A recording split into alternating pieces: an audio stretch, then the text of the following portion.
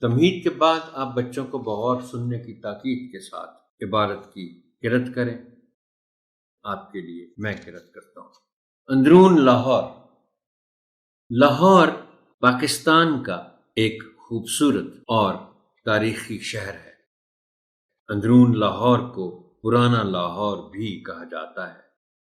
مغلیہ دور حکومت کے دوران میں دشمن کے حملوں سے بچاؤ کے لیے ایک فصیل یعنی دیوار تعمیر کی گئی تھی، جس میں 13 دروازے بنائے گئے تھے۔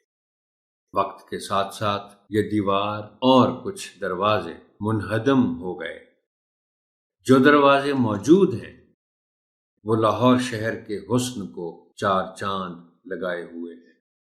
محکمہ آثار قدیمہ نے کچھ دروازوں کے طرز تعمیر کو برقرار رکھتے ہوئے ان کی آرائش و زیبائش پر خصوصی توجہ دی ہے تاکہ قدیم تہذیب و تمدن کی یہ نشانیاں قائم رہ سکیں۔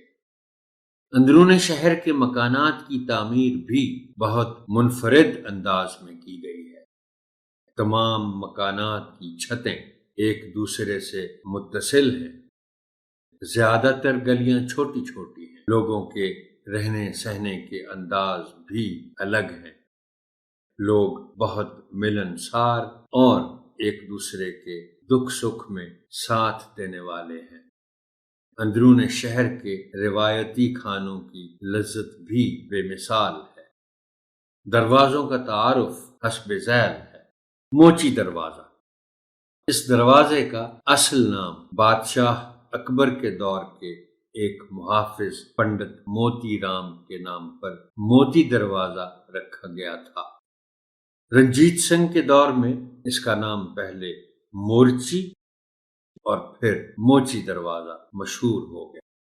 اس علاقے میں چند مشہور حویلیاں ہیں، جن میں مبارک حویلی، نثار حویلی اور لال حویلی قابل ذکر ہے۔ روشنائی دروازہ۔ یہ دروازہ بادشاہی مسجد اور شاہی قلعے کے درمیان واقع ہے۔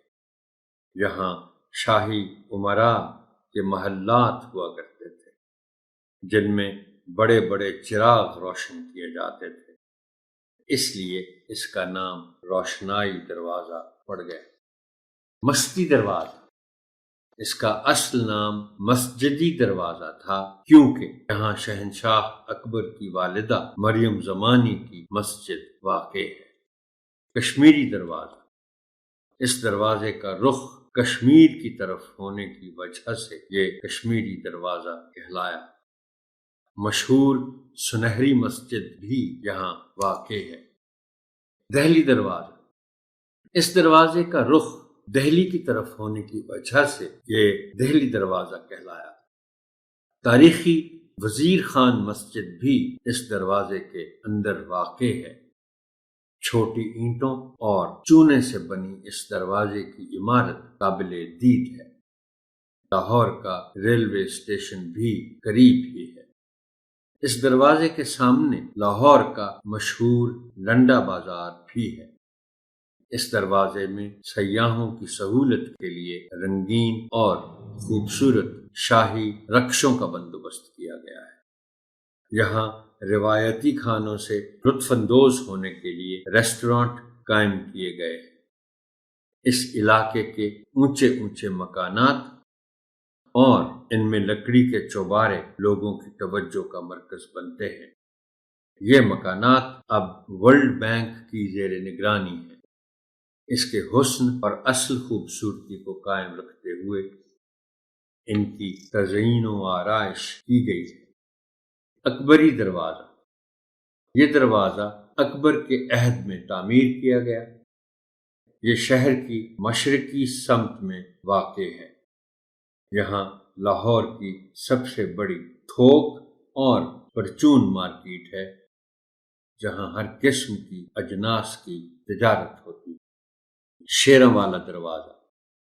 مہاراجہ رنجیت سنگھ نے اپنے دور حکومت میں اس دروازے کے باہر شیروں کے پنجرے بنوائے تھے اور شہر کی حفاظت کے لیے ان میں شیروں کو چھوڑا گیا تھا۔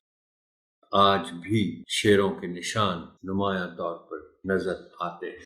شاہ عالمی دروازہ، اس دروازے کا نام اورنگزیب عالمگیر کے بیٹے شاہ عالم کے نام پر رکھا گیا تھا۔ اب یہاں بڑی بڑی مارکیٹیں ہیں، یہاں تھوک پر ہر چیز خریدنے کے لیے لوگ دور دراز سے آتے ہیں۔ یہاں کا رنگ محل، صرافہ بازار، کباڑی بازار اور قدیم حویلیاں بہت مشہور ہیں۔ بھاٹی دروازہ، یہاں 24 گھنٹے چٹپٹے کھانوں کے شوقین افراد کا تانتا بندھا رہتا تھا۔ یہاں کا بازار حکیمہ بہت مشہور ہے۔ اس علاقے کے پہلوانوں نے بر صغیر میں کافی دھوم مچائی۔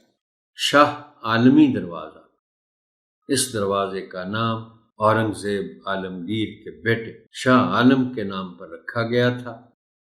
اب یہاں بڑی بڑی مارکیٹیں ہیں، یہاں تھوک پر ہر چیز خریدنے کے لیے لوگ دور دراز سے آتے ہیں۔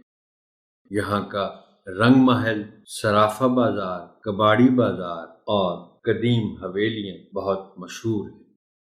بھاٹی دروازہ، یہاں 24 گھنٹے چٹپٹے کھانوں کے شوقین افراد کا تانتا بندھا رہتا تھا۔ یہاں کا بازار حکیمہ بہت مشہور ہے۔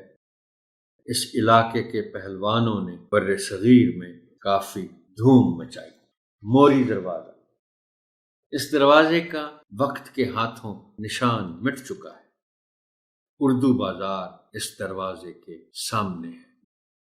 اندرون شہر کی عمارتوں کا طرز تعمیر، لکڑی کا کام، لوگوں کا رہن سہن، روایات، انداز گفتگو اور بود و باش آج بھی پرانی تہذیب اور تمدن کی عکاسی کرتی نظر آتی ہے۔